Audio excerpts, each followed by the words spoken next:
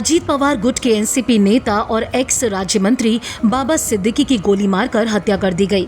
बाबा सिद्दीकी जो अपने व्यवहार की वजह से, अपने नेचर की वजह से सभी के फेवरेट थे। ना सिर्फ राजनीति गलियारों में बल्कि बॉलीवुड के अंदर भी उनके काफी अच्छे रिश्ते थे। ऐसे में बाबा सिद्दीकी का अचानक यूं चले जाना न सिर्फ उनके परिवार बल्कि उनके चाहने वालों के लिए भी किसी सदमे से कम नहीं है।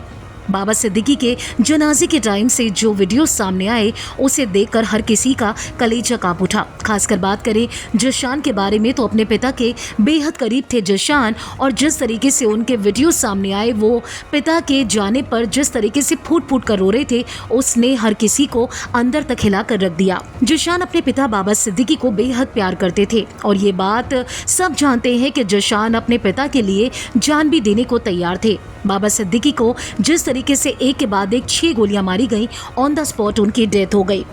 वहीं बाबा सिद्दीकी के बेटे जिशान सिद्दीकी इस हमले में बाल बाल बच गए। जी हां, सोर्सेस की माने तो हमलावर न सिर्फ बाबा सिद्दीकी को बल्कि उनके बेटे जिशान को भी मारना चाहते थे। हमलावर दोनों की जान लेना चाहते थे। हालांकि जिशान इस हमले में बाल बाल बच गए। शनिवार शाम को बाबा सिद्दीकी बांद्रा के निर्मल नगर अपने ऑफिस में बैठे थे।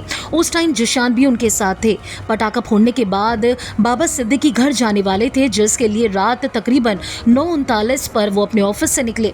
जब पटाखे चल रहे थे तो एक कार वहां आई और उसमें से 3 लोग उतरे। रुमाल से अपना चेहरा ढके तीनों ने कार से बाहर निकलते ही सिद्दीकी की गोली मारकर हत्या कर दी। उन्हें 6 गोलियां मारी गई। एक गोली उनके सीने में लगी और सिद्दीकी वहीं गिर पड़े। इसके बाद उन्हें तुरंत हॉस्पिटल ले जाया गया, लेकिन उससे पहले ही उनकी मौत हो चुकी थी। जो ताज़ा जानकारी निकलकर सामने आ रही है उसमें ये साफ हो चुका है कि जो हमलावर आए थे उनका निशाना अकेले बाबा सिद्दीकी नहीं थे, बल्कि उनका जिशान बेटा भी उनके निशाने पर था। जिस टाइम पर बाबा सिद्दीकी पर हमला किया गया उस वक्त जिशान सिद्दीकी अपने पिता के साथ घर जा रहे थे। जैसे ही वो दोनों ऑफिस से निकलने वाले थे, जिशान को फोन आया और वो वापस ऑफिस के अंदर चले गए। जब वहां पे फोन पर बात कर रहे थे तो बाहर से गोली चलने की आवाज आई। जिशान बाहर आए तो बाबा सिद्दीकी गोली लगने से घायल होकर जमीन पर पड़े थे। सोर्सेज ने बताया है कि अगर जिशान ने वो कॉल रिसीव नहीं की होती तो हमलावर उन्हें भी गोली मार देते।